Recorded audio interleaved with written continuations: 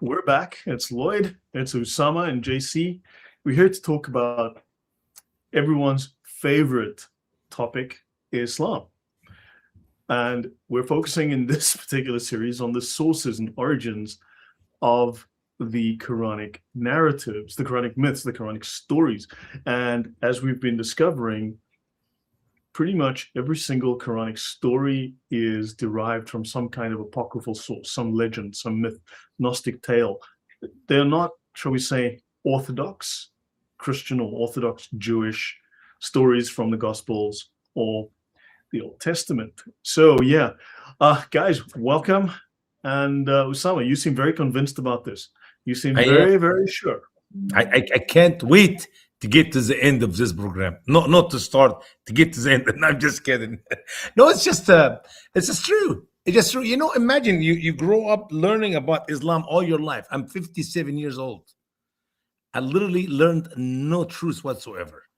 I mean, it doesn't matter. Even some of the honest people, the serious people who are talking about Islam, exposing Islam 20 years ago, they did not know how bad it is, as you and I and brother JC and others who work with us are exposing it today. I mean, the amount of knowledge we have today, it blows the mind of those who thought they know something wrong about the Quran and the source of the information, the miracle. Yeah, you have to understand now, we're not talking about just a book. We're talking about the foundation of Islam.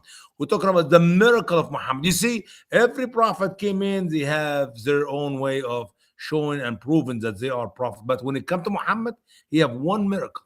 He have one evidence, which it is that book. Now, the more we dig into the book, the man is an empty Yep. box. If he was there, if he ever even exists, that's another problem for itself. So anyway, so yeah, I'm Yeah. really confused. Great. Yeah, guys, thank you all for being here. And by the way, Usama had to break speed records to get home. He says he was doing 90 miles an hour. I once did 90 miles an hour. A cop pulled me over and he pointed to a road sign and says, "Didn't you see that said 50?" And I looked at the cop and I said to him, "I don't believe everything I read." Ooh, good point. Good point. Yeah. So Now, you you so know what this I is told him? I told him I what? can't read. ما أنا بقارئ. I can't read. He said, So he read. probably thought I you said, were a I can't prophet. read. So you were qualified to be a prophet. Amen. And yeah, as a bonus today, guys, we're going to be talking about the two most important essentials that any man needs to be married. I think that's a very, very important bonus section we're going to have. So basically, if you want to have a successful marriage, if you want to be ready for marriage, what any man should do is while he's young, get an earring, get a piercing, because then you've done two things that are incredibly essential for living in a marriage. One, you've bought jewelry.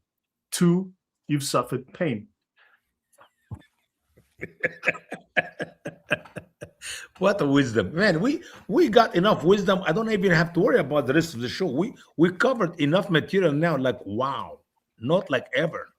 Hmm. Yeah, and if you want other great advice on marriage, life in Islam, just continue to follow the channel, like, share, and subscribe. Thank you. JC, how are you doing? I'm very well, very well. I'm looking forward to continuing with this exploration. I realized that at one point we all started studying Islam and we believe in the narrative and we think, oh, this is very silly prophet. I can't believe that people believed in him. And then one step at a time, we see one problem, then another, more contradictions, and we start changing our opinion. It's like, hang on a minute, there are too many problems in here. People wouldn't believe in this, and then more problems. And as we go down that path of trying to make it make sense, there are too many holes in the narrative. So these sessions that we are doing now here with all of your research, Lloyd, is great because it starts to paint a picture of region, of culture, of influences that you cannot take them from the hadiths because they are all pretty much a fabrication. So like this, we can start to unpack everything and make it make sense, and hopefully we will succeed. Yeah. That's true. I mean, whether That's you use the hadith or don't use the hadith, either way, there's problems for Muslims. Like we covered yesterday, those hadiths that say the hikmah and the deen, Islam, is from Yemen. I mean, so if you don't follow the hadith, you still have a problem with the Quran. But if you follow the hadith, you're like, what the heck's going on here? So And you know what's amazing, Lloyd? The people who don't want to talk about the hadith. So I'm only Quranic. I only believe in the Quran. Those people have not read the Quran. I'm not kidding you. I mean, if you think about why you reject the hadith, well, because the hadith is full of lies and not no. You mean you really believe the Quran to be full of truth? I mean, give me an example. What do you like? What do you like in this? What? yeah, It's just funny. It's like, okay, give me what's in the hadith you don't like. Oh, Prophet Muhammad was married to Aisha when she was 6 and had sex with her when she was 9. And that's not true. She was 18 or 28 or 48, whatever age they want to give to her. That's just fine. So you only believe in the Quran. Okay. So we go to the Quran. And guess what we discover in the Quran, chapter 65, verse 4? That any Muslim, and not just Muhammad, any Muslim man can be married to a little girl who have not yet had her first period. So it's like, well, see, here's the problem. You don't reject the hadith. I mean, they don't accept the hadith because they heard something bad about the hadith. But they believe in the Quran because they have never studied the Quran. They never dig deep in the Quran. If they know the Quran and the hadith, for sure, they will be in our side as a Christian or at least as an atheist. But they will not be a Muslim anymore. Anyway, so I say my comment, my 2 comments here. And may I say, the other day there was a debate in DebateCon from Chris at the Speaker's Corner and Masood from Prophet Daniel Has Spoken. And one of the things that that Masood said was, well, we can tell what parts of the Bible are correct because we judge by the Quran, and we can decipher when we are logical and we are systematic, then we can figure out what is real. And I was actually watching that thinking, Sleepers in the Cave, that is a known Christian legend. We have all of these Dulkarnain, Alexander the Great. We have all of the Jewish legends. So exactly by what he said, if you just look at the Quran, you know that he would know that everything has been copied from Christians, from Jews, and very much misremembered. So he applied something that would debunk Islam, but say, no, this is how we know what parts of the Bible are true and which ones have been corrupted, because we can decipher that for ourselves by being logical. It's like, yeah, Alexander the Great came over. Yeah. Or anything. It doesn't matter, really. When I wrote my 2-volume books, Exposing the Truths About the Quran, I said, Exposing the Truths About the Quran, and then I stopped. I said, that's not a full title. I'm missing something. So I put The Revelation of Error. That is exactly what it is. There's not one revealed passage in that book, except it is 100% an error. No kidding. That's the truth. What it is. I mean, yesterday when I ended the series, when we were talking about monotheism, we spoke about the heavy emphasis Islam has on Mondays. Muhammad was born on a Monday. He gave revelation on a Monday. Jibril visited him on Monday. The gates of paradise open on Monday. Allah, I don't know, takes a bath on a Monday, whatever. And then, so Monday is very, very important in Islam. It's very important to Muhammad. It's very important to Muslims. Creation happened on a Monday. The earth was made on a Monday. The moon was made on a Monday. And then you find out that the Lord of Monday in Islam is Satan's henchman, Al-Abyad, the demon. And he's the Lord of Monday, and he's the guy that gave Muhammad the satanic verses. Yeah. And you're like, oh, so this guy gave him only the satanic verses, and Muhammad loves these Mondays. You just have to wonder. It's amazing. Yeah. Because where does it say Allah has a thing for Mondays? Mm-hmm. And the numbers as well. Just yesterday, we're prepping for our next show Friday, which we do in the Arabic language, me and Muhib and Brother Yusuf. And we got to 8 and 80. Something magic about 8 and 80s. So for the scholar to use these numbers, they say, Joseph did not see his father Jacob for 80 years. I said, wait a minute, what a nonsense. I mean, you got all the numbers in the Quran wrong, and you want to praise and honor 8 and 80. What is the point? So Muhammad copied numbers which is written in the Bible, which, by the way, there's the what do you call it, romantic number. There's something about numbers in the Bible. There's message behind numbers in the Bible. 43, 6, 5, 7, and so on. But in Islam, they don't know jack about what they're talking about. They come up with weird number, because even in the story of Joseph, he left. Yeah. He left the prison when he was 30. 7 years of full blessing, that's 37. 2 years, that is 39. That's when he met his father. So it was not 80. Yeah.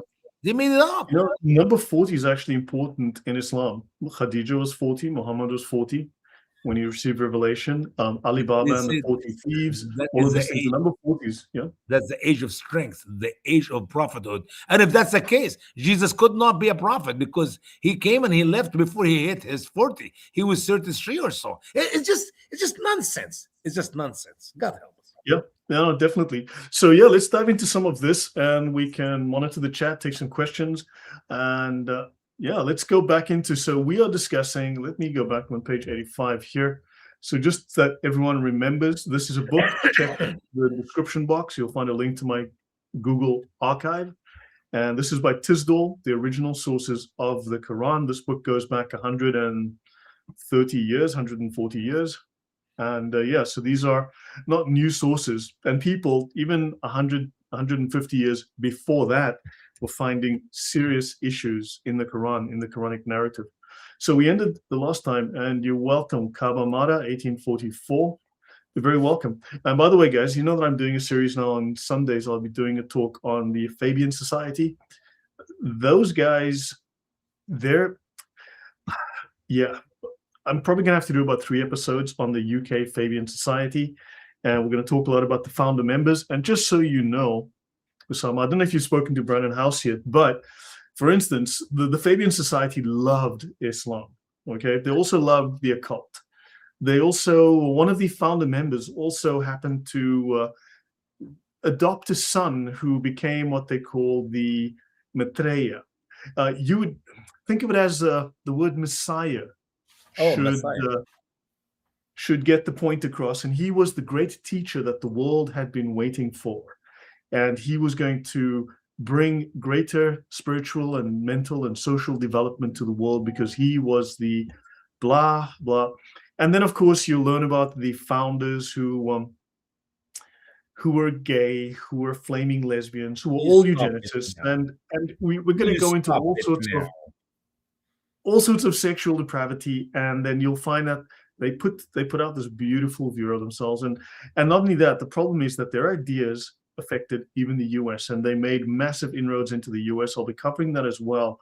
Very specific details about how they set up various foundations, movements, organizations in universities, schools, churches. They invaded every sphere to influence politics and society in every way possible. We need to talk about that. This stuff is gross, and it explains what is going on today. This is the deep state, if you will. Yep. And this is not conspiracy theory. We're going to look at an actual organization with legal standing, with massive influence that is altering society. We can look at their policies, and you will see. This is, so yeah, we don't want to be vague. Okay, thank you. It says the last session was incredible. Thank you very much. Okay, yeah, so Usama, if your friend wants to join at some point, but I mean, there's some very disturbing things. And I mean, people talk about Brandon. I believe we will benefit from Brandon, because he wrote a book about that years ago, and he was teaching it when I was traveling with him all over this country. I was teaching about Islam. He was teaching about this subject, and he is an expert in it. And yesterday, I'm sorry, I did a whole show with him for an hour plus, but I never had time to talk to him. I forgot. But okay, I'm going to get him in. I promise you, he will. Yeah, no, because I've got a lot of material on that. I mean, all of these people they're degenerates. They are moral degenerates, and they consider themselves superior to all of us, and they believe that they have the right to run the world. So, yeah, it's disturbing, and they have the right to run your life. Okay, so we ended here last time. This is Solomon and the Queen of Sheba, okay? And I'll just pick it up from, she walks in, her legs are hairy and all of that stuff, and all of this comes from the Jewish myths and so on, right? He said, alter her throne for her. We shall see whether she is rightly guided or is among those who are not guided aright. Accordingly, when she came, it was said, is this thy throne? She said, it is as if it were. And we brought knowledge before she was and became Muslims. MashaAllah. Sorry, I fell asleep there. It was, sorry, Jewish. That was boring. Yeah, Muslims, when King Solomon was around, this is... A thousand years before Christ, but she was a Muslima, mashallah. And she wears a hijab and she cover her legs so you don't see her hair anymore. I know. I mean, Muslims are blatant liars. I'm sorry, but this is just blatant dishonesty. But you know, but we got the answer for it, Lloyd. Muslims here does not mean she believe in Muhammad. Muslims here became submitted to Allah. She believe in the oneness of Allah, the one true Allah, the one true God. Not like you misunderstanding. But in reality, you go to the teaching of Muhammad, and he will tell you that they all were Muslims, believed in him, prayed the Muslim prayer. He actually was the imam when he met with them in Jerusalem. They all stand up behind, straight line, Allahu Akbar. Has anybody ever asked Muslims, because they always bamboozle their way out of this, but saying, well, we mean that they just followed the one true God. No, no, you don't. That's just your escape hatch. That's just your deflection when you get questioned. Has anyone ever in a debate asked them, I want you to prove, I want temples, I want records, I want written records, I want reports, I want evidence that shows there were Muslims around. Well, why don't academics push them on this obvious nonsense in their official Islamic literature? Because we're trying to do a nice debate. Don't make them look bad. This is lies. At what point do academics actually approach what we would call integrity and say, fine, you've made the claim, now prove it? Yeah, true. JC? Yeah, I'll just mention on the channel with a fellow researcher here from Jurid's Quran. He actually got the full source from, there is the book, the Sefer Haggadah, where it has the actual legend of the Jews, and we were going verse by verse comparing what the Quran says and what the legend says. And a lot of it is pretty much verbatim. It's almost like somebody knew the story very well, and then he was just telling the story and got some facts wrong. But the thing we found very interesting is when it gets to the end, the actual punchline in the legend of the Jews is that Sheba has hairy legs. But that doesn't appear in the Quran. It's like they remove that.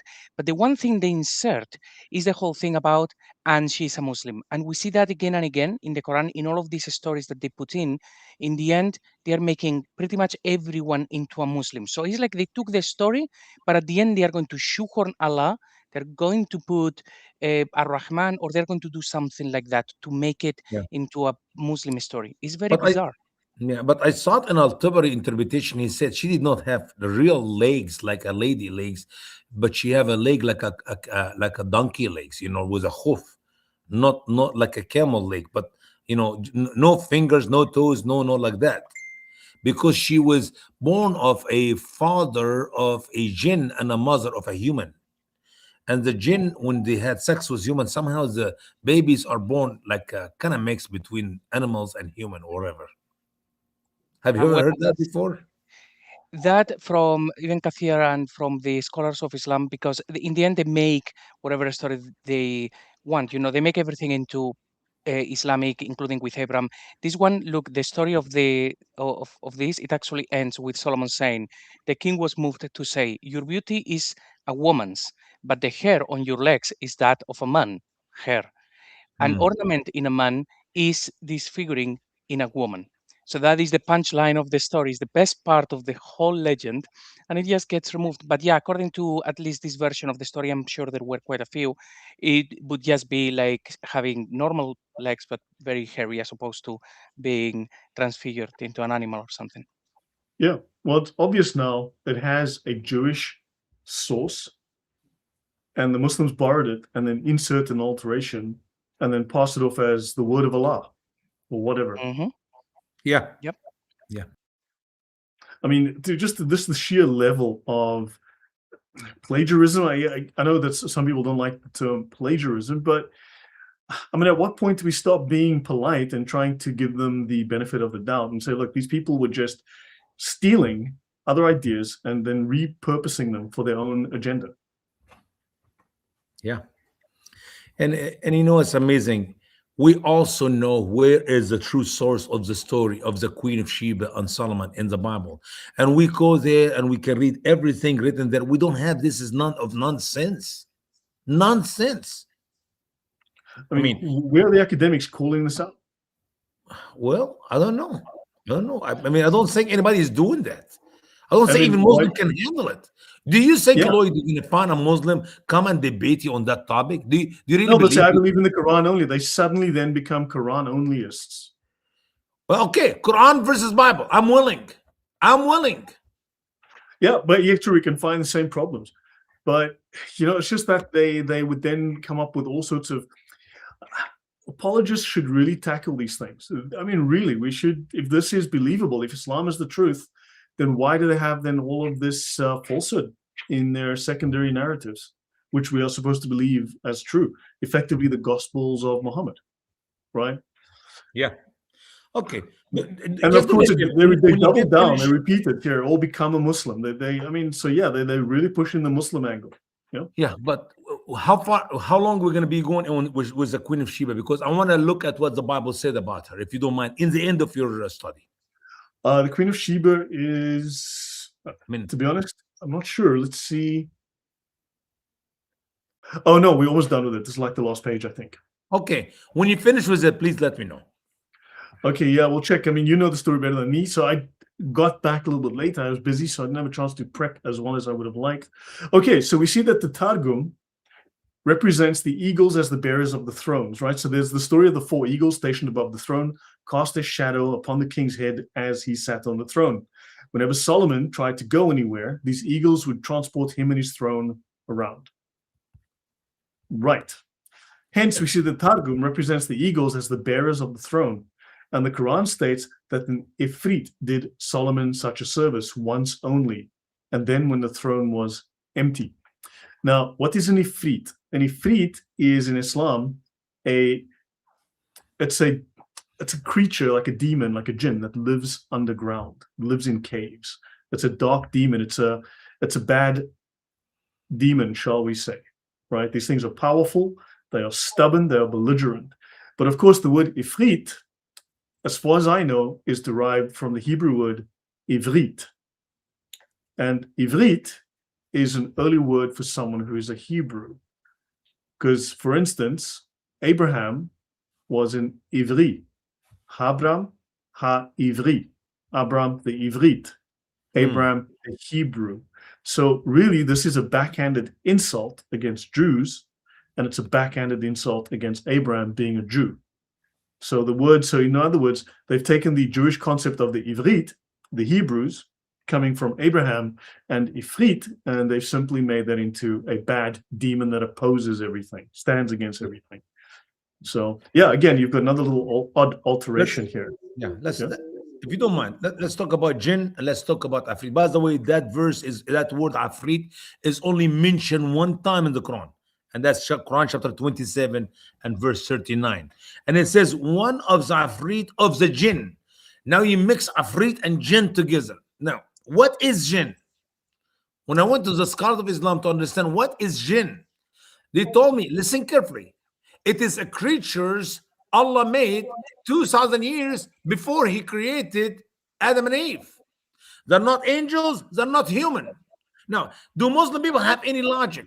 Do they have any common sense?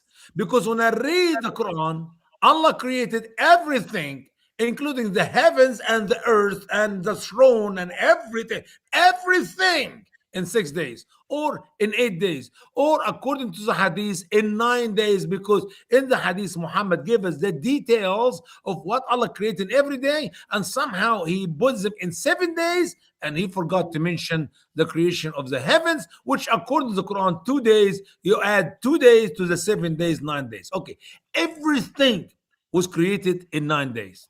The highest number you cannot come up from the Quran and the hadith, 9 days. How in the world, Lloyd, help me out here, brother, how you can create Jinn 2,000 years before Adam if everything is created in 9 days? How many days in the 2,000 years? This is Islamic mathematics, right? I'm lost already. Mathematics.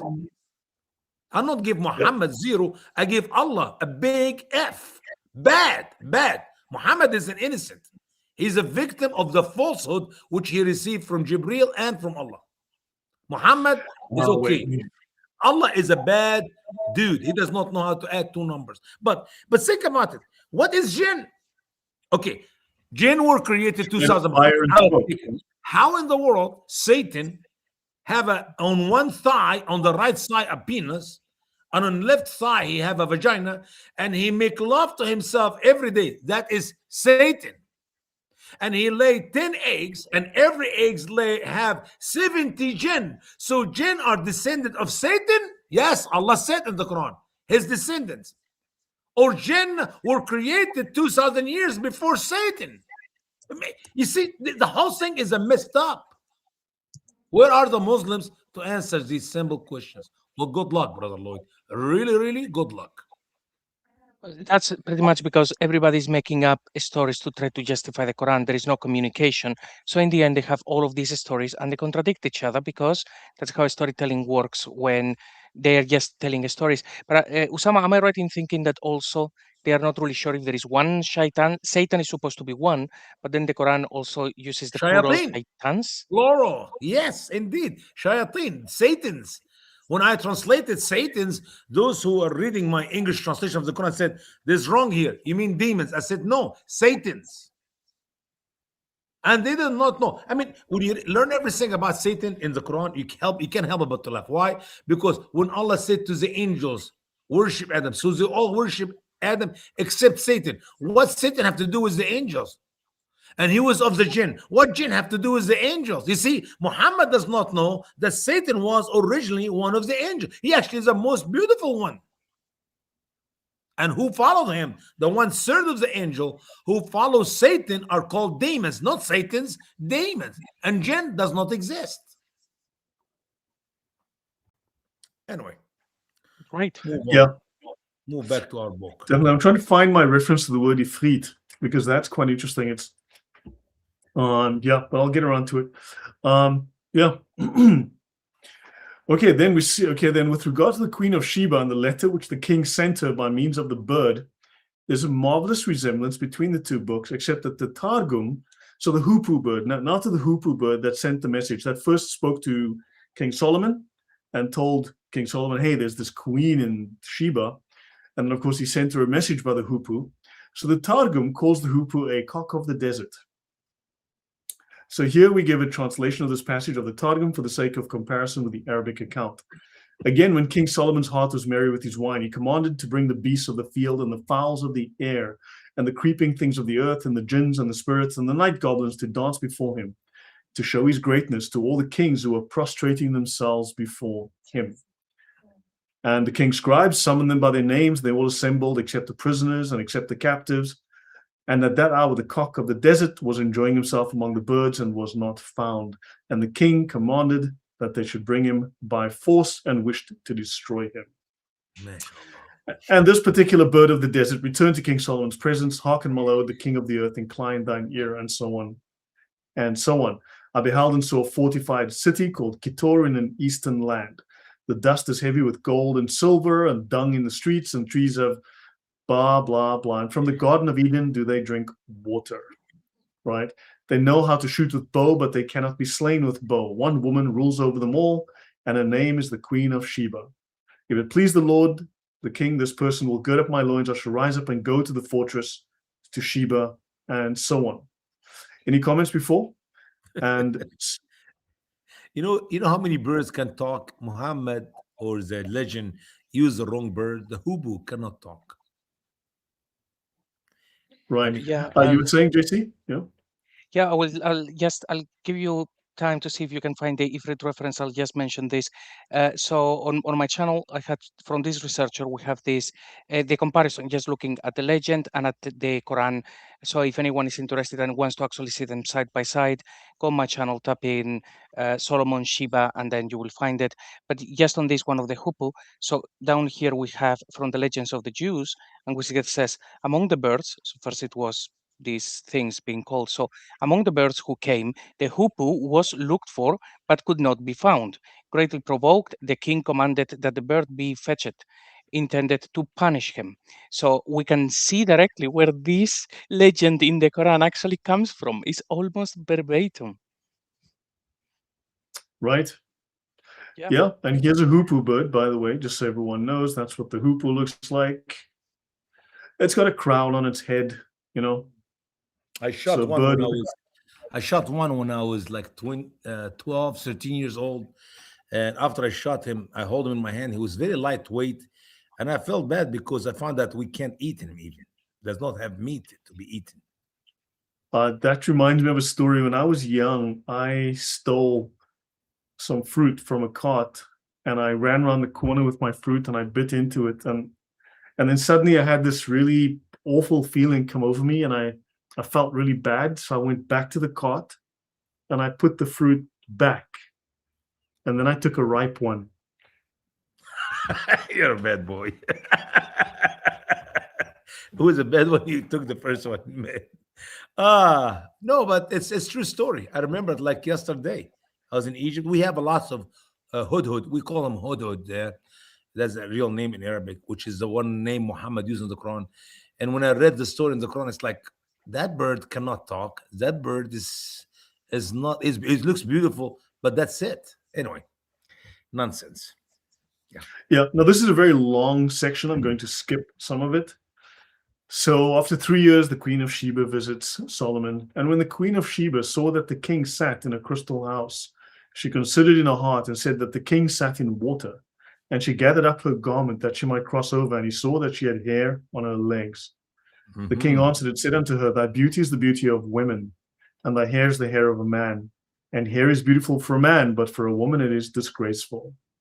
So the queen of Sheba answered and said, my lord the king, I shall utter to thee 3 parables, which if thou explain to me, I shall know that thou art a wise man, and if not, thou art as the rest of men. So she knows he's a wise man because he talk about her hair, the hair on her leg. But isn't this a parallel to the questions that the Jews asked Muhammad to see if he is a prophet? Yeah, but he has a mark on his back. The raisin, the black raisin, the big black raisin. MashaAllah. MashaAllah. Yeah. So in this Jewish narrative, there's mention made of puzzles which the queen of Sheba asked Solomon to solve for her. Although not mentioned in the Quran, it is all recorded in the hadiths and the traditions, right? Since what the Quran says with regard to the queen's mistaking the crystal pavement for a deep pool of water is not quite so full an account as that given in the Targums. Again, no surprise. They are always skipping details. Sure. Right? Certain Mohammedan writers have filled up the details exactly. But here they're kind of doing what the Gnostics do. They would write all of these apocryphal gospels to try and fill in gaps. Yeah. So it's, for instance, in the Araisu Majlis, okay, whatever, we read, she uncovered her legs that she might wade through it unto Solomon. Solomon beheld her, and lo, she was the fairest of women as to leg and foot, except that she was hairy-legged. And Solomon, he cried out to prevent, and he called aloud, verily, it is a palace paved with glass. The mention of the crystal pavement may be due to a confused recollection of the molten sea in the temple at Jerusalem. All other marvels seem to be purely Jewish fancies. The Jewish account is so evidently fabulous that it is surprising that Muhammad believed it to be true. Now, can you do me a favor? I hate to do that to you, Lord. Can you do a quick search online when glass was made, when glass was created, when glass was invented? Just for the fun of asking the question. You can do that on ChatGPT, okay, or you can go and Google. Oh, I don't care. Just some source.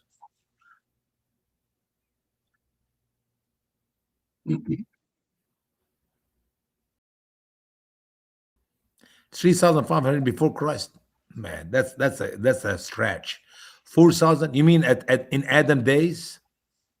This is ridiculous. So proper glass only occurs in like 1000 AD here, it says. So AD, not BC. Yeah, the first man-made glass. But the thing is, when they say glass, they could be talking about a vase or some kind of bowl or something, maybe made out of glass ceramic or something.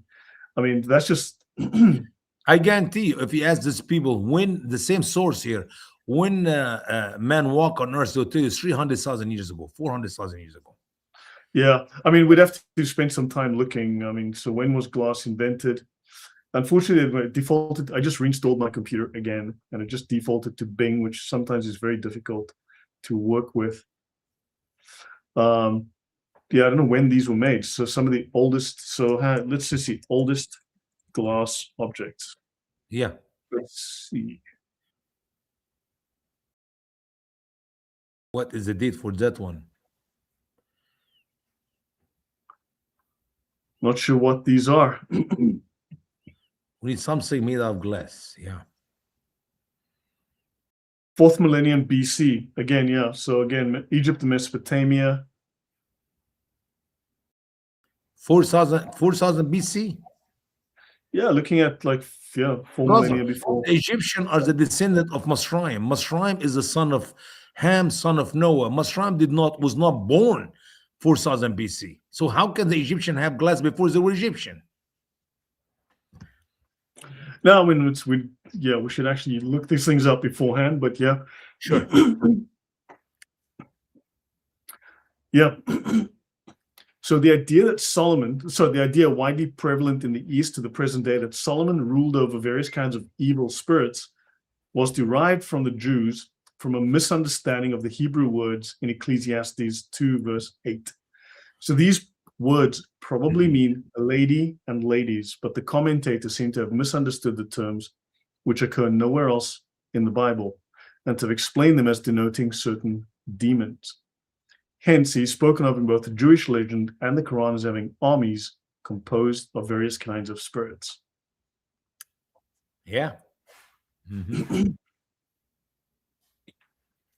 So the story of the merchant and the genie in the Arabian Nights is another instance of this belief. It is strange to find the Prophet Muhammad emulating the writer of that book as a storyteller, even though the source of the Quranic tale is known. However, Muhammad undoubtedly eclipsed his rival, for the latter cannot be supposed to have believed his own wondrous tales, nor does he profess to have received them from above. True enough.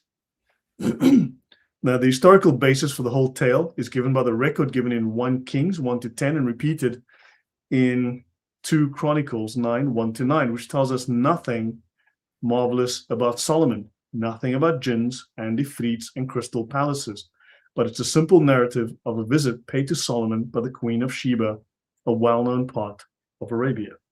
Yeah, so these are legendary expansions, which Sure. the Jews wrote, which they did not consider to be holy writ or words from Allah, but the Muslims copied these myths and turned them into holy proclamations from Allah. Sure. These are the 2 passages which I was going to ask you, Brother Lloyd, if you can read them. I'll get them on the which are they in the Bible? I have my first one here, 1 King chapter 10, beginning from verse 1. And that is the true account, not the hogwash legend or the propaganda Quran. 1 King chapter 10, beginning from verse 1. Sorry, I did the wrong thing. That's okay. 1 King. Here we go. Kings, yeah. When the Queen of Sheba heard about the fame of Solomon and his relationship to the Lord, she came to test Solomon with hard questions. She arrived at Jerusalem with a great caravan, with camels carrying spices, large quantities. It's very interesting that in the Quran, where does she visit Solomon? In Jerusalem? Well, Muhammad does not know. He does not give you details about anything. Anything. I mean, because it's crazy that Muslims will claim ownership of Jerusalem, but they'll also claim it didn't exist, and the Jews were never there, and there were no Jews. It's a capital. It's a city of King David, his father, Solomon's father. I wonder if Muslim even know who is Solomon to start with. Can you imagine? Let's stop for a second. Let's stop for a second here. When you talk about Solomon and his sin with Bathsheba and the killing of her husband Uriah, Muslims laugh at the Bible and say the Bible is corrupted. When you ask the question, who is Solomon? They don't know. Who is Solomon? They don't know. Solomon is the son of Queen of King David and Bathsheba. the wife of Uriah the Hittite. Imagine that with me. They don't know the guy, but they believe in him and they believe in his wisdom, and they got a whole passages on the Quran, but they don't know the guy. When you study, find out who's Solomon, now he destroys their ideas that the Bible is wrong about Solomon and Uriah the Hittites, whom he killed, and Bathsheba, whom he have an adult relationship with and have a son with, and that son even died. I mean, you don't know the details except in the Bible, but the Quran, well, Solomon, who is Solomon? Was son of King David. How do you even know? Well, because the Quran said there's no detail there. Who's his mom? We don't know. See? Go ahead, brother. Right. All right. Yeah, so she came there with a great caravan, camels, spices, gold, precious stones. She talked with him about all that she had in her mind. Solomon answered all her questions. Nothing was too hard for the king to explain. When she saw all the wisdom of Solomon and the palace he had built, the food on his table, his officials, the servants, and so on, she was overwhelmed. She said to the king, "The report I heard in my own country about your achievements and your wisdom is true, but I did not believe these things until I came and saw with my eyes. Indeed, not even half was told of me. In wisdom and wealth, you have far exceeded the report I heard." I mean, this is a much more coherent story, but you go to the Quran and it tells you about hairy legs. You're like, yeah, okay, maybe it could have added a bit more substance. Yeah, and she have a human father and a human mother and a Jinn father. I mean, this is just God help us. Yeah, but the thing is that shows that the source that they were using was not the Bible, it was legends, just like with everything else. And the point of these legends is a little bit like we do nowadays in cinema. So you have a character.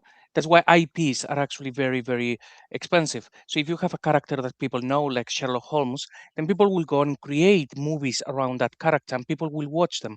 So in the old days, people would just create stories using characters that people knew from the Bible and then just tell a new story. Everybody knows that's not biblical. It's just a little bit of fun. It's just interesting that the Quran seems to always be copying from these sources that wouldn't even be from heretical sources. They would be legends. As in, Yeah, everybody they're knew. legends. You're right. It's Yeah. So they like stories. Usama, you're muted. Usama, you're muted. I'm sorry, I apologize. And I'd like to share this quickly, that in the Bible, when God repeats the story, it never changed. It's the same information, same details. So what we read here in First Kings, it's the same what we see in Second Chronicles chapter 9. I mean, Did you say Second Chronicles? Yep, so the Quran is mentioned in the Bible in Second Chronicles? Yeah. Okay, the book of Chronicles. So the Quran is a lost chapter of the Bible. No. Not Quran. Chronicles, man. It's two different words. Chapter 9, beginning from verse 1. You read the same story, different words, but the same information. You say Second Chronicles, right? Chapter 9. Yeah, chapter 9. 2 Chronicles. So thank heavens it's not 2 Chronicles. I would be worried because then Muslims are going to start telling us, the Quran is in the Bible. It's in 2 Chronicles. Yeah, mashallah, mashallah. Now, I have to quit reading the Bible if we have that. Read the first few words, brother. Read first few words, quick. Yeah. When the Queen of Sheba visits Solomon, when she heard of Solomon's fame, she came to Jerusalem to test him with hard questions. Arriving with a very great caravan, with camels, with spices, large quantities of gold and precious stones, she came and talked with him about all she had in her mind. He answered her questions. Nothing was too hard for him to explain. When she saw the wisdom of Solomon, so this is very similar, not identical, but very, very similar. Even though the writers are different. I mean, the Second Kings is different writers than than Chronicle. They're two different time. But tell them this is fact. If you have truth, even if you say it in different words, but it will be the same. Like the message of the gospel, Matthew, Mark, Luke, and John. 4 different people tell us about the good news, and 2 of his disciples, and 1 is a disciple of his disciple, and 1 is a disciple of Paul, and 4 people tell us the same factual information. You could not find a story in the Quran. I was joking with Sister Christy yesterday, and I've done this many times in the past. I watched Gunsmoke, and I watched the same show, Gunsmoke. So I was telling Sister Christy, you know what? Every time I watch the same show, it has the same story. It has the same ending. The guy shot the guy in the right place and he killed him. And I was joking. I said, well, I thought maybe this time he will, he will dodge the bullet or something. But it's the same story. It doesn't matter how many times you watch it. It's always the same information. Now, when you go to the Quran, it's not. Every time Muhammad repeats the story, he changed literally information in it to contradict each other's. God help us. Right. By the way, Ifrit, here we go. Afarit, plural, a name expressing power, cunning, and insubordination, according to the Encyclopedia of Islam. That's only once in the Quran in the sense of rebellious. Later, it comes to mean a class of particularly powerful, it says here Chthonian, which means forces that live underground, creatures that live under the earth, formidable and cunning. In the popular tales, the Ifrit is a jinn of enormous size, basically formed of smoke. It has wings, haunts the ruins, and lives under the ground. And you Right? didn't It may mention, even be used, yeah, of humans and animals. But the only similar word is the Ivrit, which is Ifrit. from the Hebrew, which is to describe Abraham as Abraham Ha'ivri, Abraham from across the river, basically, from the other side. Yeah, but it's all made up. It's legends and Quran, mashallah, there's connections there. Yeah.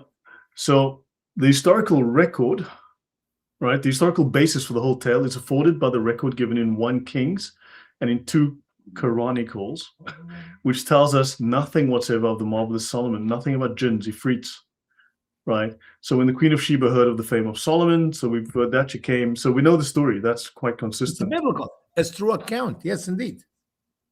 Yeah, she gives the king 120 talents of gold, spices, and precious stones, and there came no more such abundance of spices as those which the Queen of Sheba gave to the king of Solomon.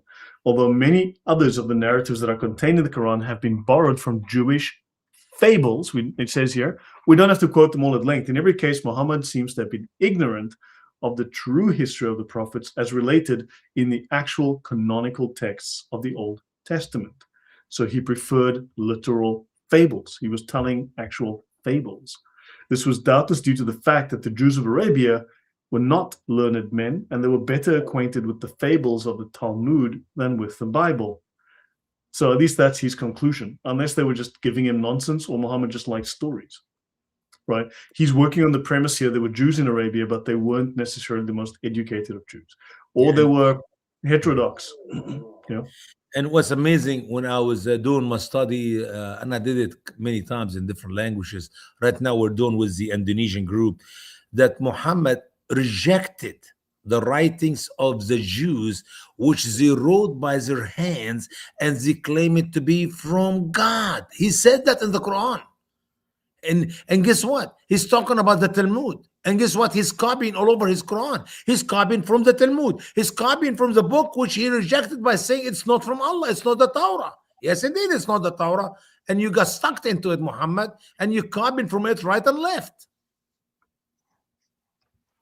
Right. So basically, it's like Muhammad saying, curse those who make up stories and say they are from Allah, and then immediately says, take these fables, they're from Allah. Trust me, bro. Copy from the same book. Exactly. It just doesn't make sense. So before we proceed to more important matters, we must deal with the story of the Harut and Marut. So, yeah, that'll be fast. The 2 angels that sinned in Babylon. So, great. We're done with the Queen of Sheba now. Yeah.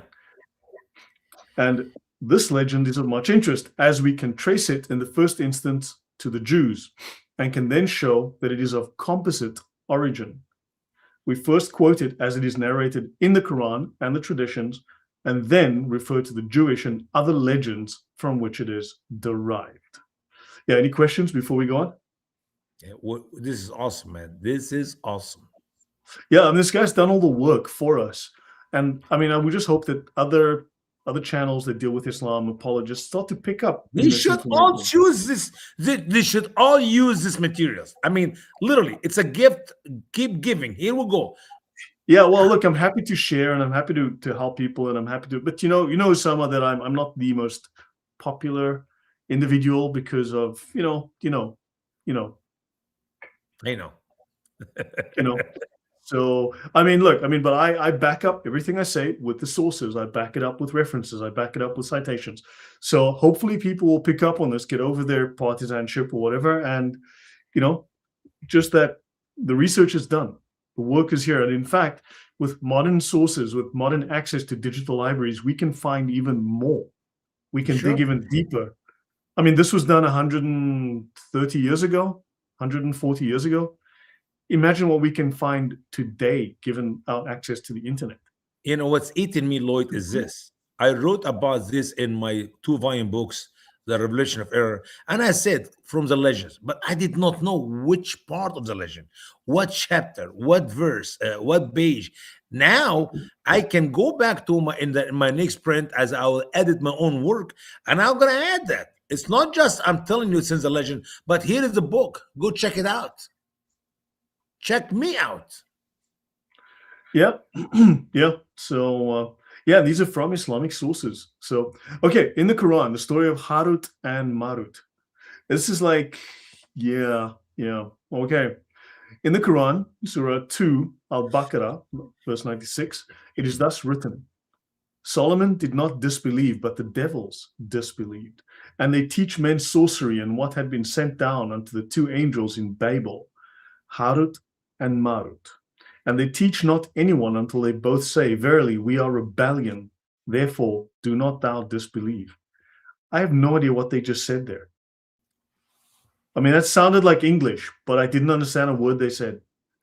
Well, you have to read the rest of the interpretation of the scholars of Islam. I use Ibn Kathir in my writing to understand what he's talking about. And when you read it, now you get a little bit confused, even worse, until you read the real story in the legend. Now, these people did not get it right to start with. Right. In the Arasul Majlis, I'm probably butchered that, we find the following story told in the authority. You guys do know that Arabic is not a language you speak. As Usama will explain to you, Arabic is a language you goggle. No, you just need to know how to read it. That's all. I can demonstrate. I drink some water and then I go. The problem, Lloyd, is they actually put them in English writings. I could not read them myself. If you have the Arabic word written there, I can easily pronounce it perfectly right. Yeah. So we are told in the authority of tradition, in explanation of this verse, the commentators say that when the angels saw the vile deeds of the sons of men that ascended up to heaven in the time of the prophet Idris, Thoth, the moon god of Egypt, they rebuked them for that and repudiated them and said, These are those whom thou hast made vice regents upon earth, whom thou hast chosen, yet they offend against thee. Therefore, Allah the Most High said, If I had sent you down to earth and had instilled into you what I have instilled into them, you would have done as they have done. They said, Allah forbid, our Lord, if it were unfitting for us to offend against thee. Allah Most High said, Choose ye out 2 angels of the best of you. I shall send them both down to the earth. Accordingly, they chose Harut and Marut, who were among the best and most devout of the angels. Al-Qalbi says, Allah Most High said, Choose ye out 3 of you. So they chose Az, who is Harut, and Azabi, who is Marut, and Azrael. And they chose Jeff, who is Mike, and they chose Mark, who is Simon, and they chose Mikey, who is James. It makes sense. So they chose Az, the angel Az. Hi, I'm Az. That makes perfect sense. And we're talking about Az, not as, but that's okay. I forgive you, man. Okay, fine. Yeah. Like I said, and indeed, he changed the names of these 2 and they became involved in guilt, as Allah changed the name of Iblis, for his name was Azazel. Azazel. Whatever. The name was what you see written over here. Then Allah Most High instilled into them the desire which he had instilled into the sons of men. And no, seriously, his name was Azazel, but that's okay. Azazel. Okay, fine. Now you got it. Hey, you're from Africa, man. You got some African in you, Radio. Okay. And he commanded them to judge justly between men, and he prohibited them from polytheism and from unjustly slaying and from unchastity and from drinking wine. As Yeah. for Azrael, when desire fell into his heart, he asked pardon of his Lord, and he begged that he would take him up to heaven. Therefore he pardoned him and took him up, and he worshipped for 40 years. Then he raised his head, and after that he did not cease to hang down his head through feeling shame before Allah Most High. As for the other two, they remained as they were. They used to judge among men during the day, and it was evening. They repeated the great name of Allah Most High and ascended up to heaven. Qatada says that a month had not passed before they fell into temptation, and that because one day Zuhra, who was one of the most beautiful of women, brought a lawsuit to them. Ali says she was of the people of Fars, that would be Iran, the Parsis, right? And was queen in her own country. When therefore they saw her, she captivated the hearts of both. Hence they asked her for herself. She refused and went away. On the next day she returned, and they did as before. And she said, no, unless you both worship what I worship and pray to this idol and commit murder and drink wine. Yeah, that's what Great temptation, man. Great temptation. yeah, She it's was like, and they both said, we cannot possibly do these things, for Allah has prohibited us from doing them. Accordingly, she went away. Then on the third day she returned, and with her cup of wine she showed herself favorable unto them. Okay. Accordingly, they asked her for herself, and she refused and proposed to them what she had said the previous day. Then they said, to worship any but Allah is a fearful thing, and to murder is a fearful thing. And the easiest of the three is to drink wine. Accordingly, they drank the wine. Then they became intoxicated and fell upon the woman. A man saw them, and they slew him. Great. Kalbi Banana says they worshipped the idol. Then Allah transformed Zuhra into a star. Ali and Sadi and Kalbi says that she said, you will not obtain me until you teach me that by means of which you ascend to heaven. Therefore they said, we ascend by means of the greatest name of Allah. Then she said, you will not therefore obtain me until you teach it to me. One of them said, I thought they fell on her already. What the hell?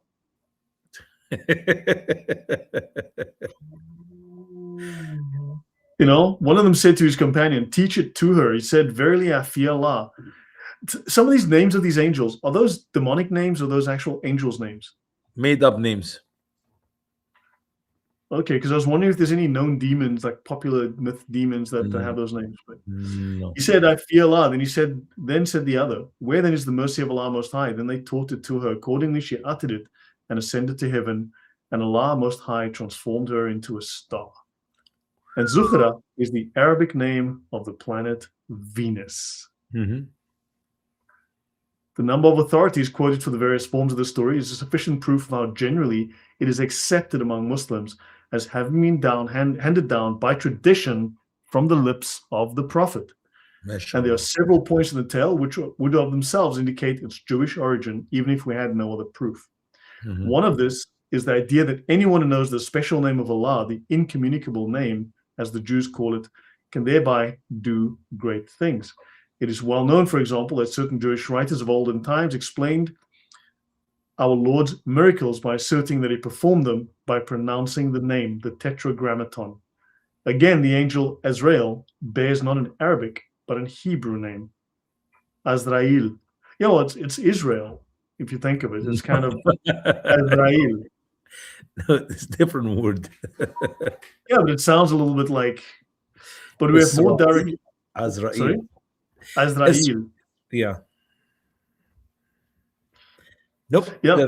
They're different, but it's okay.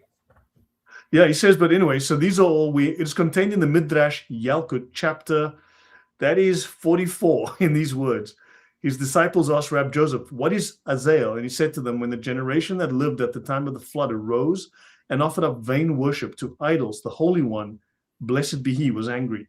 At once there arose two angels, Shem Hazai and Azael, and said in his presence, O Lord of the world, did we not say in thy presence, when thou didst create the world? Notice here, Lloyd. Lord of the world. You never read that anywhere in the Bible. As a matter of fact, the God of this world, or the Lord of this world in the Bible, is the devil himself. Yeah. 2 Corinthians 4:4. Bain Bass mentioned, Lloyd, if you notice, all the verses numbered in Tisdall's book don't match to the modern Hafs Quran. I have noticed that in previous Qurans, others, in fact, some of the oldest Qurans have no chapter numbers. Yeah. And yeah, some of the older stuff you'll The find, yeah, numbers were the added. from that. Yeah, the number was added 160, 170 years later. I Anyway, mean, the canonical Quran is what, dates from 1924. So it wouldn't it be was made in surprised that, Egypt 100 years ago. yeah. Yeah. Yeah. So, and as for the world, what will become of it? Yeah, so the Lord of the worlds. I mean, you see this in the Quran as well, the Lord of the worlds. That's a phrase in Islam as well. And it's not biblical, but it is in the Midrash, it's in the Talmud or So whatever. Muhammad And copied that from the Talmud or Madrash, either way. yeah, it's from secondary sources that are not inspired. And Muhammad is now claiming that this stuff is the word of Allah. MashaAllah, I mean, MashaAllah. that's retarded. I mean, that's openly retarded. I mean, scholars should be calling this out. Anything from you, JC? You've been very quiet there. Yeah, well, you're absolutely right about all of this. You've probably seen quite a few videos, at least they keep popping up on my feed, of people challenging Christianity, saying, well, these things come from the Epic of Gilgamesh, and these things come from this. And then you have people like Wesley have saying, well, no, and then explaining the whole thing. So there is lots of people going out there very openly saying, well, all of these things in Christianity or Judeo-Christian traditions are copied, but no one seems to speak about Islam when it is a one-to-one parallel. You don't even reinterpret Identical. things to Yeah. say, well, but the Persians, they had this myth and the Christians copied it. It's like in this case is, dude, they have it right there in the Talmud. It's a one-for-one, but nobody talks about it. That is very sus. Yeah. Yeah. I mean, think about it. I was thinking today about this because I saw something. People will claim, yeah, but Jesus or God or whatever is copied. Like, for instance, they say Jesus is based on I can't remember the names of all the deities. I once went through a list and I came up with like, I don't know, at least 9 names, or there's over 20, I think, that they say Jesus was this God, this God, that God. Some of them are from the 2nd, 3rd, and 4th centuries, right? So they come hundreds of years after Jesus, but they say, no, Jesus is modeled on this God that came hundreds of years after him, right? From societies that didn't exist at Jesus' time.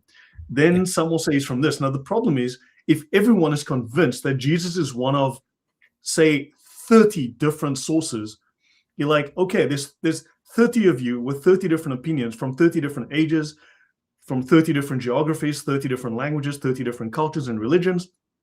He can't be all 30 of them. He can only be one. So 29 of you are wrong. Which one? So why would I accept this guy who says it's this deity, this sun god, that moon god, this sun god? It just doesn't make any sense. Whereas here you've got literally a one-to-one correlation from Jewish sources, from these and Midrashic sources, as well as Gnostic and apocryphal other legends.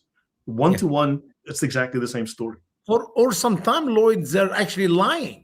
I mean, you see, the Trinity is Osiris and Osiris and Horus. These are the Trinity of Egyptian gods. Well, I'm sorry. None of the Egyptians believe Osiris and Horus and Isis and Osiris and Horus are one God. We actually believe they are a husband and a wife and a son. So that's not what we Christian believe. Maybe that's what Muhammad think, because he actually all over the Quran rejected the false trinities, the Allah and the mother or the companion, the girlfriend and a son. That's not what we Christian believe. Muhammad got it wrong in the Quran, and the Egyptian never said they are one God, but they're 3 different gods, a husband, a wife, and a son. In fact, that's the Canaanite pantheon, where the god would have a companion, a wife, and children. That's a different concept, whereas the Jews never believed that. Exactly. Yeah, JC, you were going to say something? No, actually, well, a joke I missed earlier. Would you mind scrolling up to the section that you had highlighted before, please? Which one? Is the one just above it? Is the last one that was highlighted? Hold on. Not this one. Not that one. The Tisdale one. This one. No. Oh, the screen is not refreshing. Actually, it seems to be stuck. I just refresh your YouTube stream because that happens. I don't think. Yeah, I don't think it's actually happening at our end because I have it on another screen. But anyway, is that that section there where it said that this lady said that in order to be with you or something, you have to commit Oh, murder? sorry. Oh, no, sorry, no. I thought you meant the comments. Sorry, my bad. Oh, so the woman, yeah? Okay, the woman, yes. Yep, this one. Yeah, So this here, section. so she said, "No, unless you both worship what I worship and pray to this idol and commit murder." So I just wanted to tell people in the audience that that is what we call a red flag.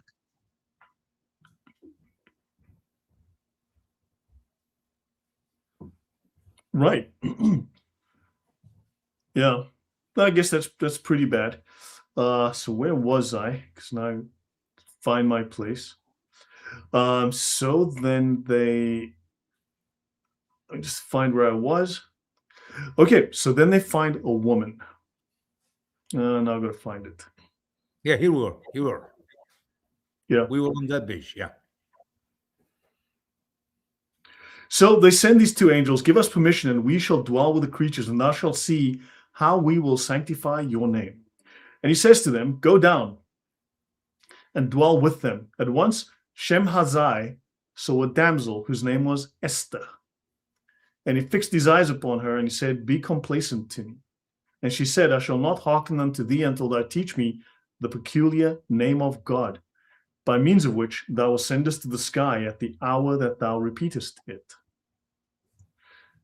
He taught it to her, just like that, huh? And then she repeated it. Then too, she ascended to the sky and was not humbled. The Holy One, blessed be he, said, yeah, this is the Holy One, blessed be he. It's like, peace be upon him and all that nonsense. I mean, you can see where that comes from. Said, since she hath separated herself from the transgression, go ye and place her among the 7 stars, that ye may be pure with regard to her forever. And she was placed in the Pleiades. They instantly degraded themselves with the daughters of men, who were beautiful, and they could not satisfy their desire. They arose and took wives and begat sons, Hiwa and Hiwa. Hiwa and Hia, Harut and Marut. That's interesting. It rhymes. And Azael was master of varieties of ornaments and the kinds of adornments of women, which render men prone to the thought of transgression. To what he said in the last sentence, we will come back later. It should be noticed that Azael of the Midrash is the Azrael of the Muhammadan legend. Sure. I'll pause there. Yeah. Same guy.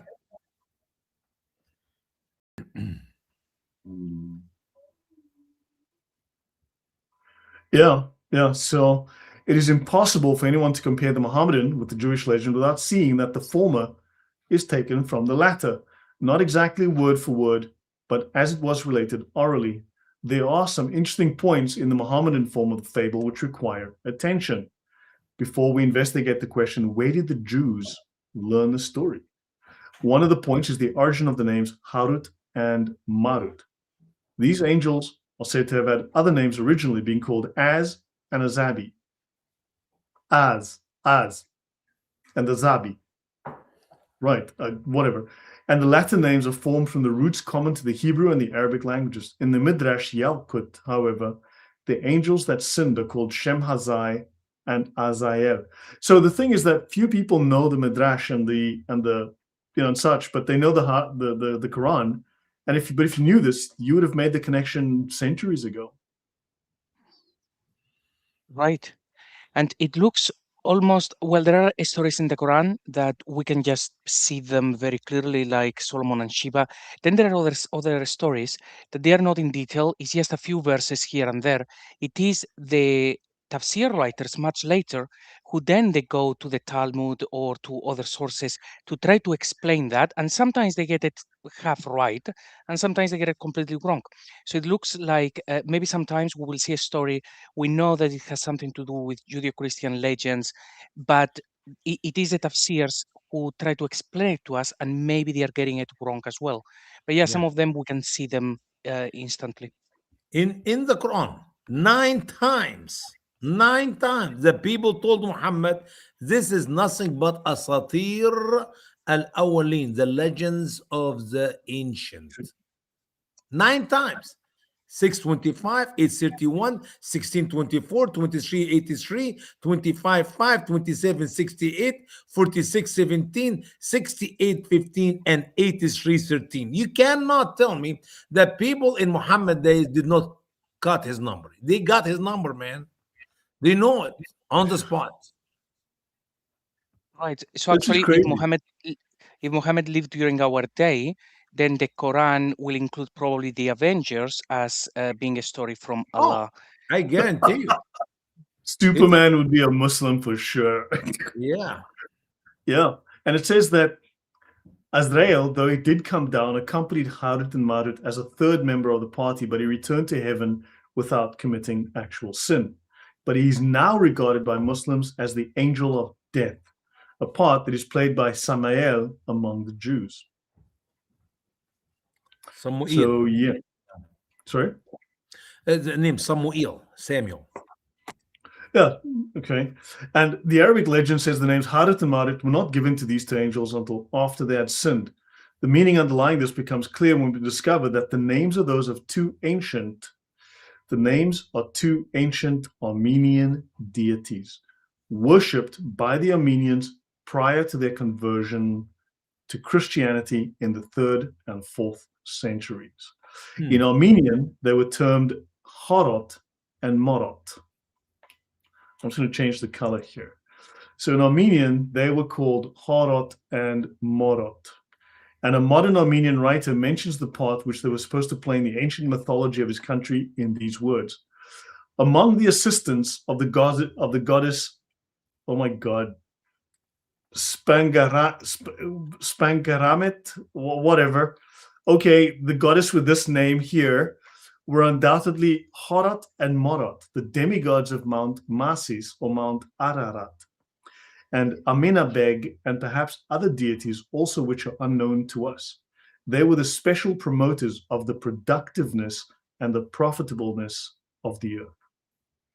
So the Armenian Spandaramet is the Avestic Spenta Armaiti, the female archangel who presides over the earth and is the guardian of virtuous women.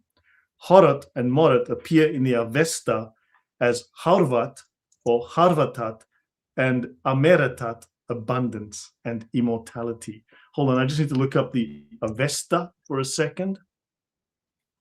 So the Avesta is the text corpus of religious literature in Zoroastrianism. Its texts are composed in the Avestan language and written in the Avestan alphabet.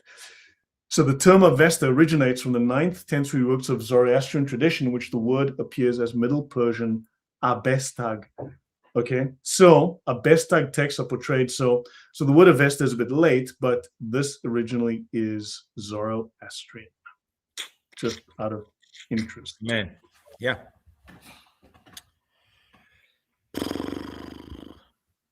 Yeah. So you've got here Harvat or Harvatat and Amaratat. Harut and Amarut. Harvatat, Amaratat. So there you go, Harut and Marut. Taken from Zoroastrian legends, which made their way into Jewish legends, which made their way into the word holy of Allah. word of Allah in the Quran, please. I mean, this is garbage. I mean, this is Islam. This is the Quran. What are we to say about this? Interestingly enough, I don't know if you guys saw a little while ago, Yasir Qadi actually was speaking to the crowd saying, look, guys, we know that this wall from Alexander the Great and Harut and Marut, that those things are not there, that those things are not behind the wall, because now we have satellites and those things didn't exist. So he was there just basically saying that thing is not real.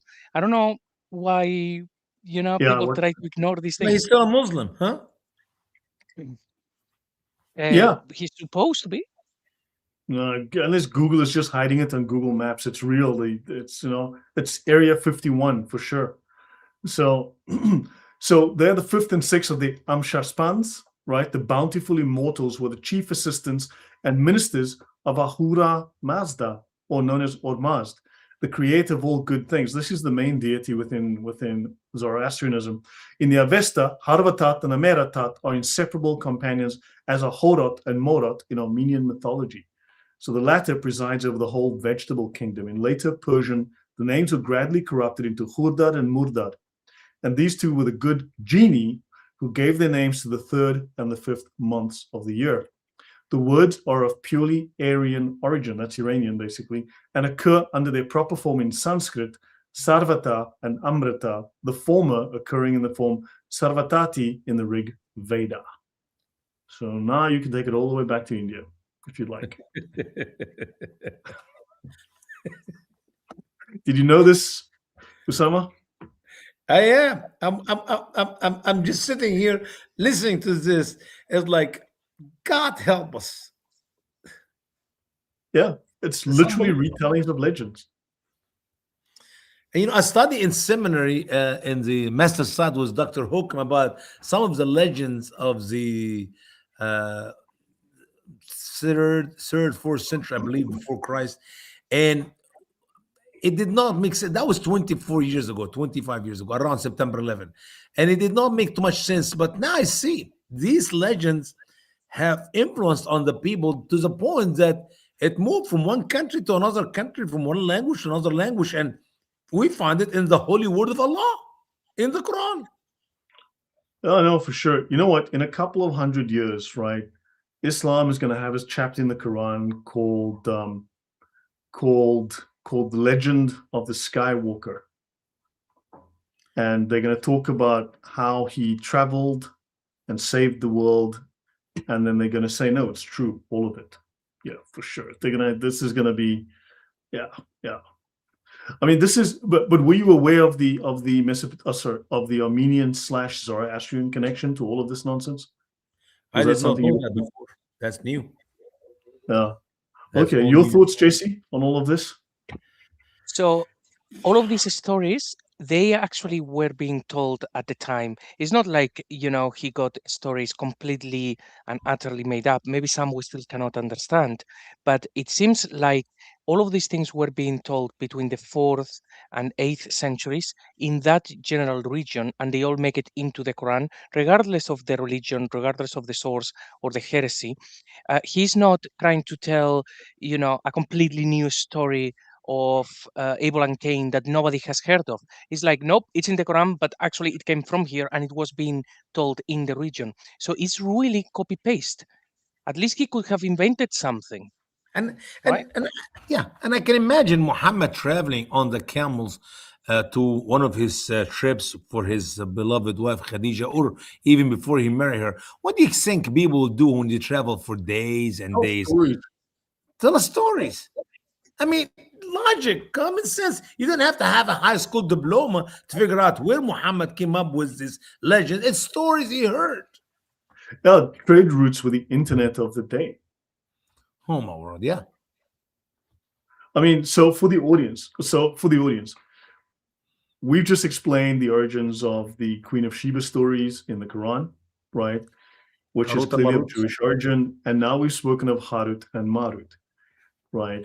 And I think the rhyming couple here, Harvatat, Ameratat, Horat and Morat, right? Hurdad and Murdad, Mickey and Minnie. Muhammad does that and Muhammad does that in the stories of the Quran when there was no rhyme. Habil and Kabil. And it said Habil and Cain are two different names. So it's always good to make poetry with rhyme. You guys are just jealous because Adam was already a Muslim, so everything after him is Muslim. Oh my God! I know he was a Muslim. He saw the Shahada written in light. He said it in Arabic. Yeah, in the Arabic. He can read Arabic. Adam wrote Arabic. Allah speaks Arabic. Yeah. Herbert and Sherbet. yeah. And then of course you have the two Scottish Muslims, Gerald Fitzpatrick and Patrick Fitzgerald. Are you gonna get into Solomon and the Ring? Because I really want to know about that. Solomon's carpet is still So but for the audience, I mean, does this all make sense? Does it sound like I'm just making something up here? Or do you buy the story that this is clearly of Zoroastrian origin via Armenia? So you can see the Armenians adopted the story, right? And adapted it as well. So it was adopted and adapted. And then the Muslims heard it and they stuck it in there and they made their own adaptation. Do you see that the source origin is clear? This is clearly not from Allah. But here's a question: after the Armenian became a Christian, did they still believe in this made-up No, of legend? course not. But Of Muhammad course not. got it. Muhammad got it. Yeah. So this is what we're dealing with. I mean, this is Islam. This is the source of all this Islamic stories. I mean, so one is a coincidence. Okay, maybe two is We're talking about every story, man. The whole book is an incident. Come on.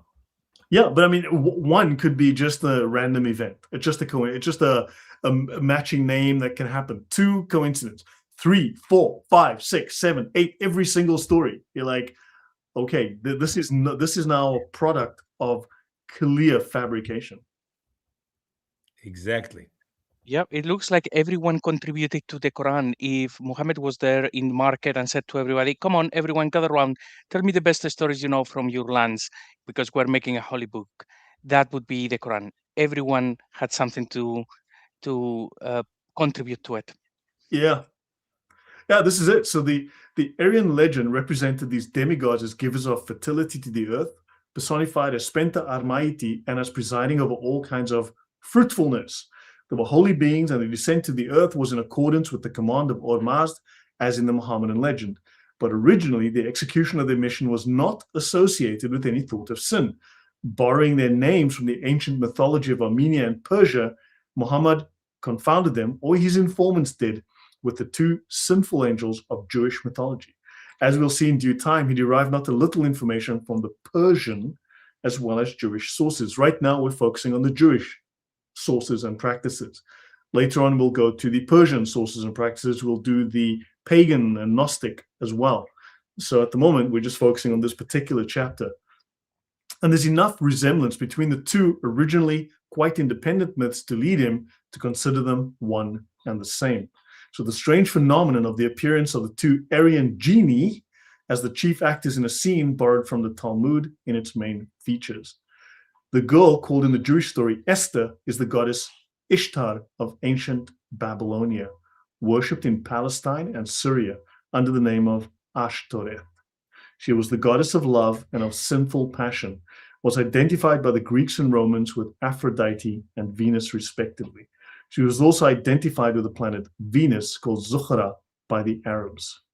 So it's easy to perceive that the difference of names in the Jewish and the Arabian tales is not a matter of moment, but the mythological person referred to being in reality one and the same. So Ishtar played a very important part in the mythology of the Babylonians and the Assyrians. One of the tales of her many lovers must be translated here, as it explains in part the origin of the story of the angel's sin, and shows why Zuhra, or Esther, is seen to have been unable to ascend and did ascend to heaven. Shall we do this portion, guys? Yeah. How big it is? Yeah. So yeah, Catherine says the book is excellent. Thank you. Yeah, I mean, so, but it came from Jibril. Yeah, true story. True story. Yeah. Allah work in mysterious way, as my friend Lloyd Yeah. used to say. But how do you defend this as a Muslim? How do scholars not know this? How do scholars not talk about this and say this is just a retelling of old fables? I tell you how they can defend that. It's very simple. Never to read it. And if you never read it, you will never know about it. If you never know about it, you continue to believe in your Quran to be the perfect miracle which Allah used to prove that Muhammad is a prophet. End of story. Muslims do not read another book in their life. They don't read books. Yeah. So you've got, but people will make any kind of claim to somehow distort the Bible and claim that Yahweh was a thunder god or whatever the case might be. This guy, what's his name? Justin Sledge. Justin Sledge, Marxist, I mean, crazy communist. And well, the story about him being involved, let's just say there's a connection to a school shooting. We'll leave it at that for now. Nothing was proven, but there's an association, shall we say. So he'll make up all sorts of wonderful tales to try and stretch the truth, to try and claim that God was something or that Jesus was something else, whatever. Everyone will do that. But here you have literal one-to-one correlation with Islamic stories where it's a direct, clear, unambiguous borrowing. And that's just like silence. Crazy. Yeah. And Jason. you know what I thought? I hate to do that. You know what I thought about speak before you, GC. But when you see the liberals all over our university in America, they can mock the Bible. They can mock Jesus. They can mock Christianity, but not one of them dare to say a word against Allah or Muhammad or the Quran or anything. Why is that? Yep. Because Because it's the programming. Muslims are violent. Simple. Violence. Violence works. It's effective. Yep. They're afraid. And you, Lloyd, you said, like, how can Muslims defend this as in sources? Well, what we have on the screen, is one book. See, it's the same thing. So they claim there is one Quran, and you show them all of the Qurans, and they will say, no, there is one perfectly preserved. But you can see with your own eyes that that's not the case. And if you study them, then you see all of the differences. They will still look at this and say, no, no, no, one Quran perfectly preserved. It doesn't matter what is in front of them. That is part of the programming. So with the sources, the same. If you say, but this thing comes from a Jewish legend or a Christian legend, they're the same. They say, no, no, no, it comes from Allah. Why? Well, for the same reason that all of these books is one book, perfectly preserved to the letter. Same process. And the number, and the number in by the way, these are Qurans in the Arabic language. In case somebody think, well, these are maybe other translation of other language. No, they're all Arabic. And the number of the difference in the words are right now in the thousands. So Houston, we have a problem. So look, for the audience, talk about this.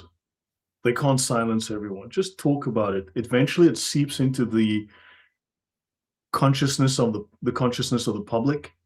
Eventually it trickles out there, and eventually it gathers weight, right? So just talk about it. Do what you can. Just talk to the people around you, raise it on social media, ask these questions. Because these questions alone, it's like they've created this perfect image, this uncorrupted perfect image. It's like this perfect white bowl of milk. And when you ask a question, it's like you drop a little black drop of ink, and then they no longer see that perfectly white sheet or bowl of milk. All they see is the drop of ink, the black dot, and they can't unsee it. Once you see that black dot, you don't see the white anymore. You see the black dot, that question. Yeah, and you know what, Lloyd? I don't think we have any excuse today. All of us, those who are watching us, the hundreds or the thousands who will be watching that program, you have no excuse not to share these broadcasts with others. I mean, think about it. I looked at Hatun Tash, and when she was visiting with me here a few years ago, and she asked me to give her one of my Arabic Quran, an old one. I said, sure, you can have it. And you know, look how embarrassed I am of myself. This is a Turkish lady who cannot read Arabic, but she look at copy to copy, page to page, same words, and she see a difference. And it's like, why she's even doing that? She's doing the hard work for us to do, to click on your screen right now and like what you're watching, and you take a copy of the top bar and share it.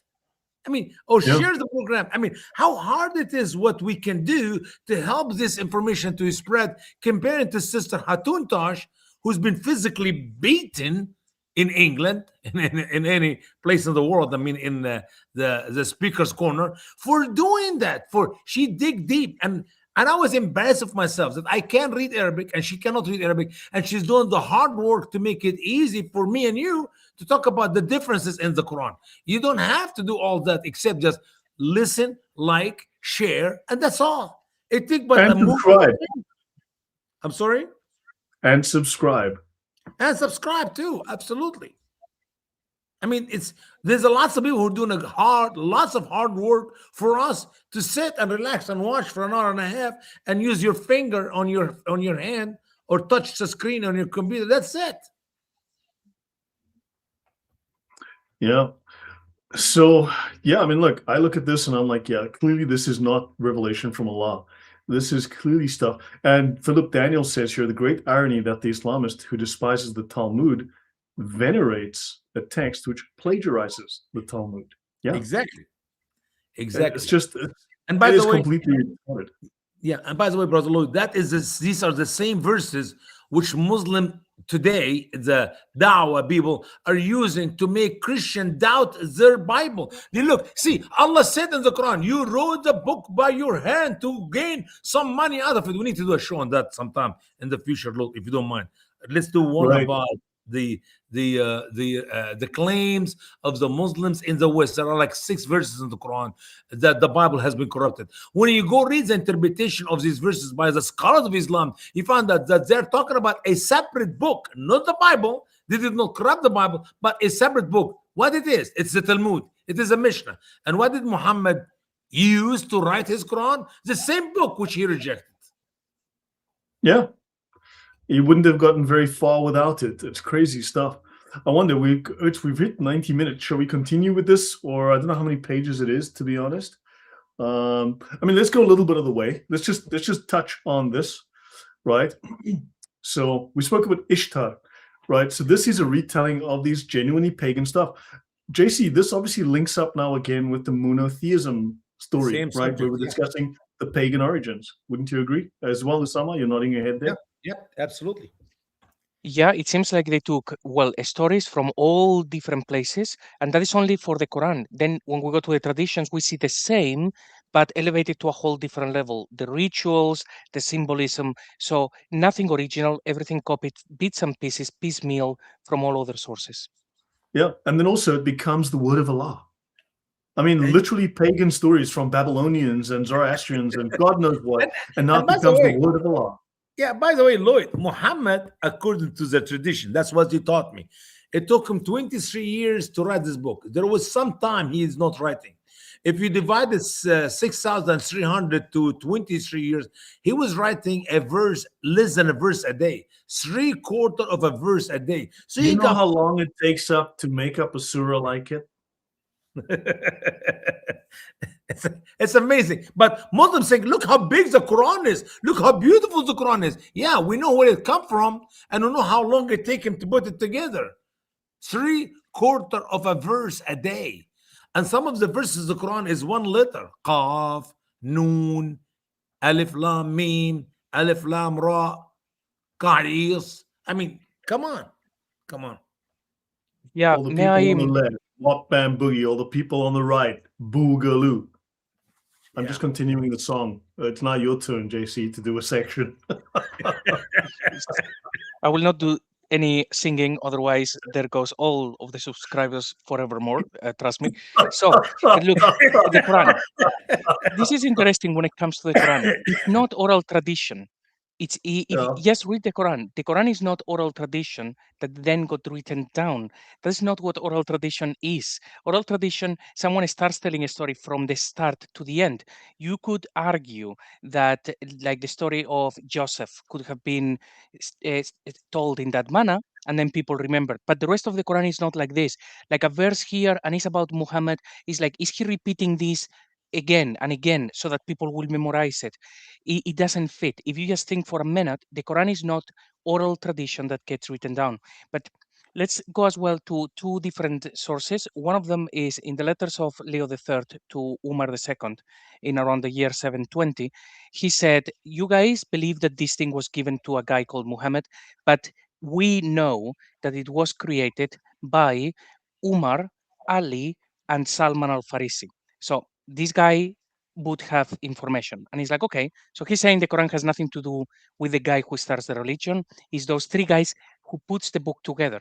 But when we go to the traditions, we actually see that even Thabit said, by Allah, if anybody had asked me to shift one of the mountains, it would not have been harder than this commanding me to compile the Quran. So when you are taking these bits of information, so Leo III, this sort of memory from Ibn Thabit, and then we see that all of the stories come from all of these other places, it feels almost like that poor guy, that now we know him as Ibn Thabit, was told, okay, you are going to go out there and you are going to take all of the stories around, and we're going to have a holy book.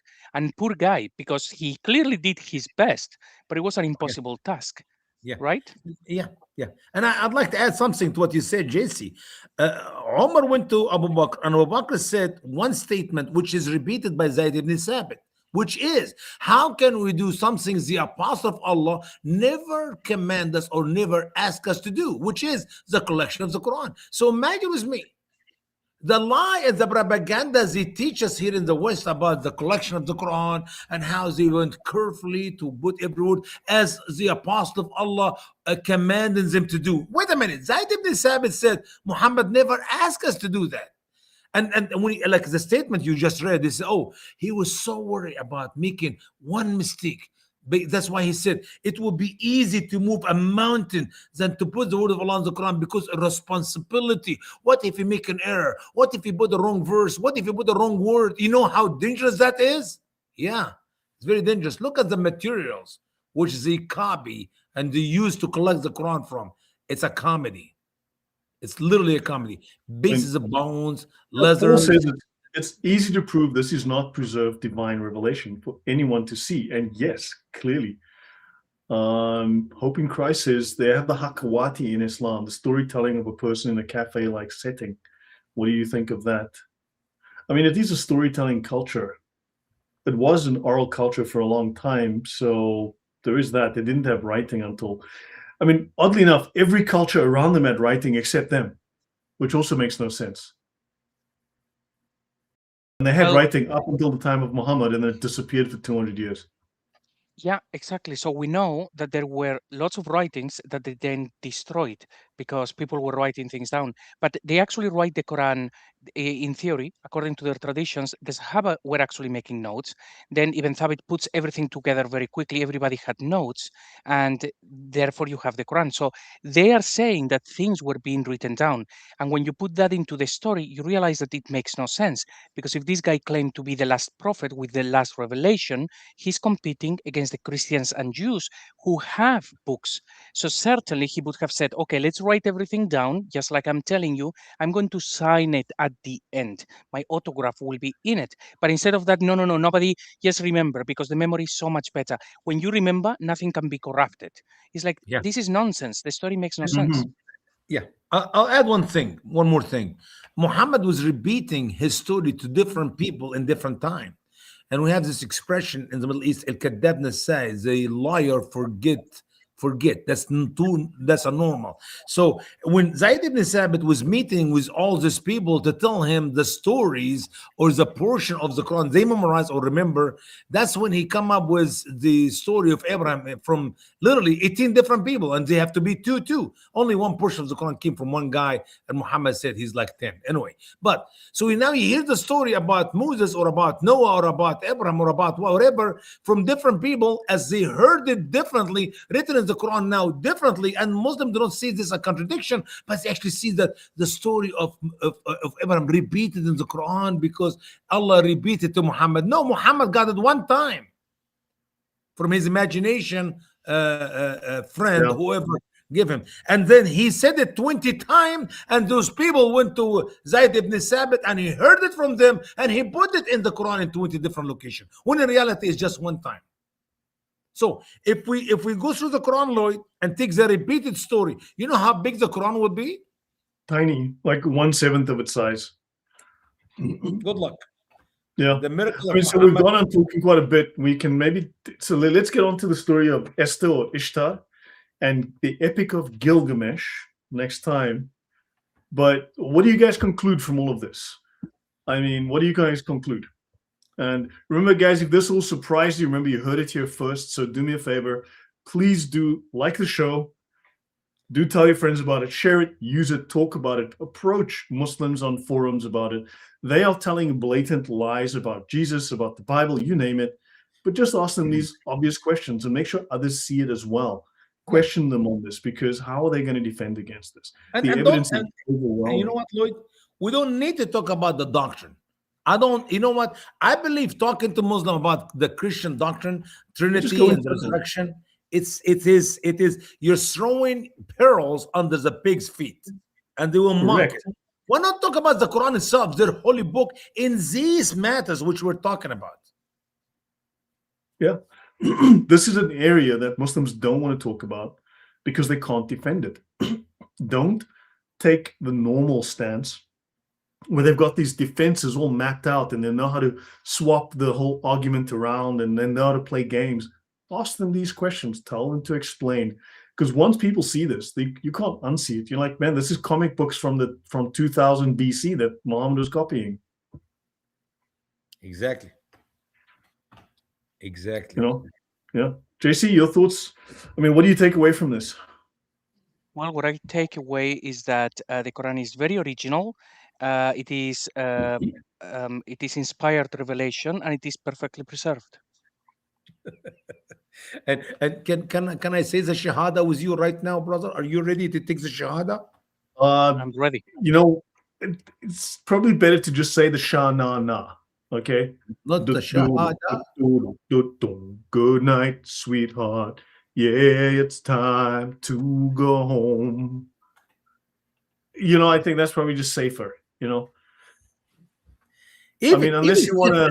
But brother, look, even to think about Westerners, the people of the West who do not know jack about Islam, are saying the Shahada, not knowing what does the word Shahada actually means. They think they are making a statement of faith when they in reality are making their parent witness. They're testifying of something they have never seen or heard or know anything of. Yeah, how can you give witness to what you've not witnessed?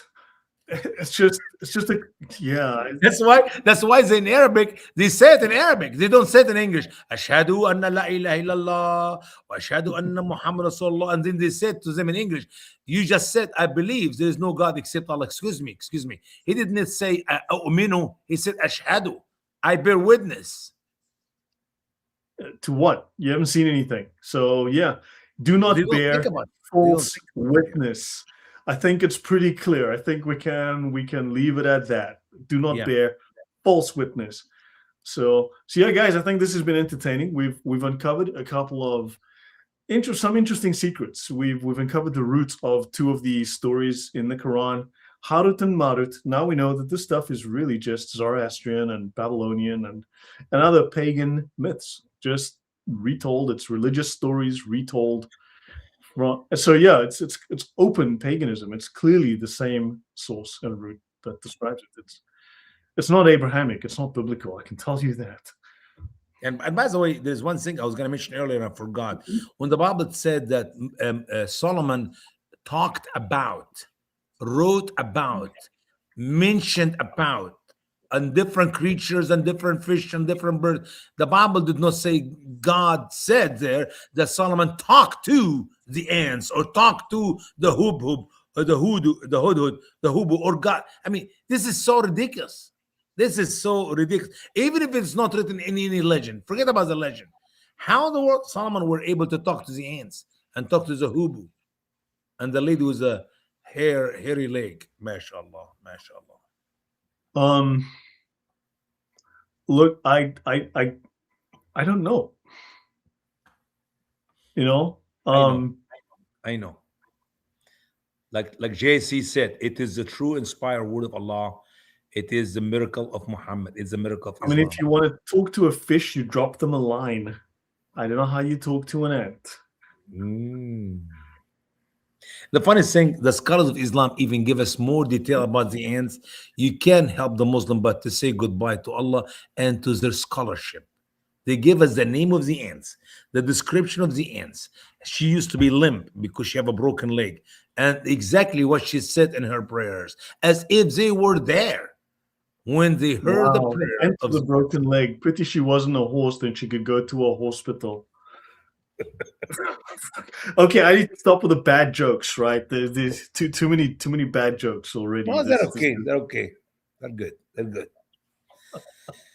All right, guys. So you know, hairy legs are bad. Allah told you so. So if you're a woman, take some advice from Allah, I guess. You know, I'm just saying what Allah said. Don't hold me. I mean, look, do what you please. Do what makes you happy. But Allah, as you know, praise be to Allah for saying that hairy legs are better. Non-hairy legs. Sorry about that. So, but yeah, Allah also said that other things that are just laughably stupid. Dad jokes rule. So, guys, yeah, let's hope things work out really well for Muslims, that they watch the stream and they actually look at their sources and realize these are funny stories that really didn't come from Allah. I'll leave it at that. So, guys, good night. Yeah, JC, good night. God bless everyone. Thanks for joining us. Please share and see you guys soon. Night.